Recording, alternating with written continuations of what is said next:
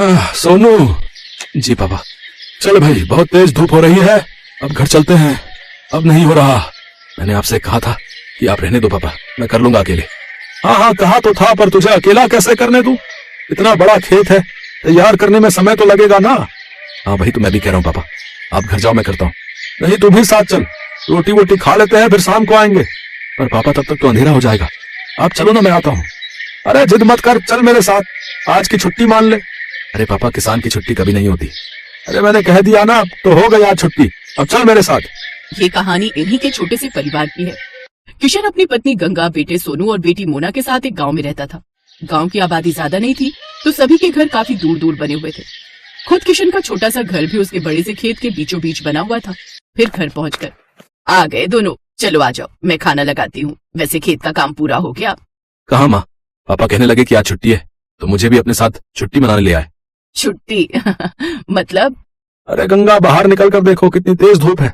में से कोई बीमार पड़ गया तो और मुसीबत। अच्छा, मोना कहाँ गई? वो कुएं से पानी लेने गई है। पिताजी कितनी बार कहा है आपसे, एक नल लगवा लो ना। पहले माँ और अब बेचारी मोना कितनी दूर से पानी भरकर लाती है हमारे लिए।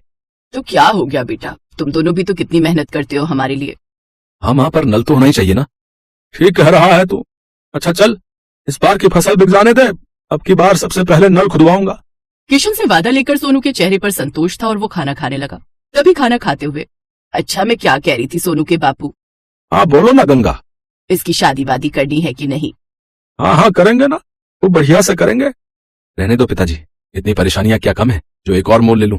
पत्नी परेशानी नहीं होती पगले, वो तो परेशानी से बाहर निकलने का जरिया होती है। देखना, बहू आ जाएगी तो किस्मत खुल जाएगी हमारी। हाँ भैया, माँ सही कह रही है।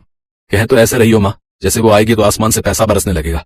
पहले कुछ पैसे वैसे इकट्ठा कर लें, फिर सोचेंगे इसके बारे में। ऐसे ही कई महीने बीत गए। किशन की फसल पककर तैयार थी। इस बार किशन की अच्छी फसल हुई थी। फसल से किशन को अच्छे पैसे भी मिले थे, तो वादे के मुताबिक किशन ने सबसे पहले घर में एक हैंडपंप खुदवाया और फिर उसी शाम। हाय, कितना मीठा पानी आ रहा है। सोनू के बापू, ये काम आपने अच्छा कर दिया। अब सुनो, इससे पहले कि कोई और बड़ा खर्चा आए, सोनू का ब्याह भी कर दो और उसके लिए कमरा भी बनवा दो। ना माँ, अभी तो। चुप कर, तूने कहा था ना कि पहले नल फिर बहू। ले अब लग गया नल, अब तू कुछ नहीं बोलेगा। माँ की बात सुनकर सोनू चुप हो गया। फिर उस दिन से ही गंगा और किशन ने सोनू के लिए लड़की देखना शुरू कर दिया। और फिर क्या हुआ माँ, बात बनी? हाँ बन गई भाई, मुझे तो लड़की बहुत अच्छी लगी। राधिका नाम है उसका, पढ़ने लिखने में बहुत तेज है। पर क्या माँ? उसके बाबा की तबीयत सही नहीं रहती, माँ है नहीं, लेकिन मुझे तो बहुत अच्छी लगी, देखने में भी बड़ी प्यारी है। हाँ, और मुझे तो बहुत समझदार भी लगी। हम तो हाँ कर आए हैं, अब तो शादी की तैयारी करो भाई।